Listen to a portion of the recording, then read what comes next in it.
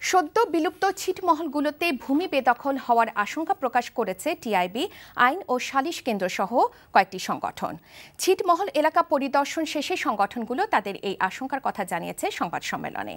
সংবাদ সম্মেলনে বলা হয়, দীর্ঘ ৬৮ বছর ছিটমহলগুলো রাষ্ট্রীয় ব্যবস্থাপনার বাইরে থাকায় এখানকার অধিবাসীরা তাদের ভূমি প্রয়োজনীয় কাগজপত্র সংরক্ষণ করতে পারেননি। এই সুযোগে ভূমি জরিপের নামে প্রকৃত মালিকরা তাদের ভিটে বাড়ির অধিকার হারাতে পারেন। সংবাদ সম্মেলনে আরও জানানো হয়, প্রকৃতি ভূমি মালিকদের প্রয়োজনীয় কাগজপত্র না থাকার সুযোগে প্রভাবশালীরা তা দখলের পায়তারা করছে।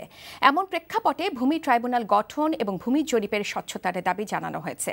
সংবাদ সম্মেলনে বক্তব্য রাখেন টিআইবি নির্বাহী পরিচালক ডক্টর ইফতেখারুজ্জামান ও আইন ও সালিশ কেন্দ্রের নির্বাহী পরিচালক সুলতানা কামাল।